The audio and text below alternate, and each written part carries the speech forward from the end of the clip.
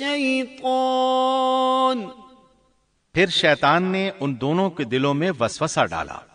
یہ وسوسہ اس نے ان دونوں کو طمع دلانے کی صورت میں پورا کیا، اور یہ طمع دلائی کہ اس درخت کو کھانے سے ہمیشگی اور بقا ملتی ہے، اور کبھی نہ ختم ہونے والی بادشاہت حاصل ہوتی ہے۔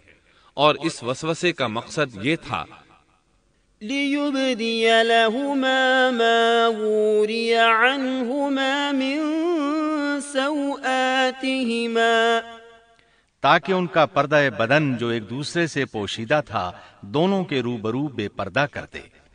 ان کی شرمگاہوں کو ننگا کرنے کے لیے اس نے ایسا کیا۔ وہ دونوں کپڑے میں ملبوس تھے، ستر ڈھانپ رکھا تھا۔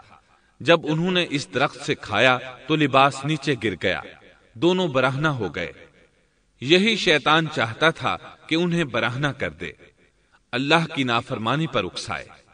ارشاد ہوتا ہے فوسوس إليه الشيطان قال يا آدم هل أدلك على شجرة الخلد وملك لا يبلى، شیطان نے انہیں وسوسہ ڈالا، کہنے لگا اے آدم، کیا میں تجھے دائمی زندگی کا درخت اور وہ بادشاہت نہ بتلا دوں جو کبھی پرانی نہ ہو؟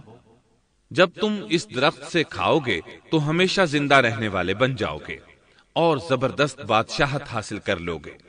اس نے یہ تمنا بھی دلائی۔ وقال ما نهاكما ربكما عن هذه الشجرة إلا أن تكونا ملكين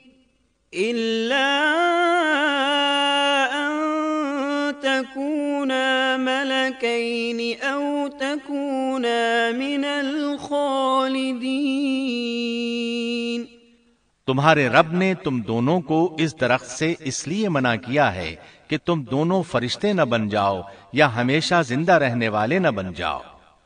یعنی تم اس درخت سے کھا لو گے تو فرشتے بن جاؤ گے اور ہمیشہ قائم دائم رہو گے۔ پھر وہ وسوسہ ڈالتے ہوئے جھوٹی قسمیں کھانے لگا، جیسا کہ ارشاد ہوتا ہے وَقَاسَمَهُمَا إِنِّي لَكُمَا لَمِنَ النَّاصِحِينَ، اور ان دونوں کے روبرو قسمیں کھانے لگا کہ یقین آ جائے میں آپ کا خیر خواہ ہوں۔ اللہ کی قسم کھانے لگا، اور اس وقت سے جھوٹی قسموں کی ابتدا ہوئی۔ اس نے ان دونوں کو فریب دے کر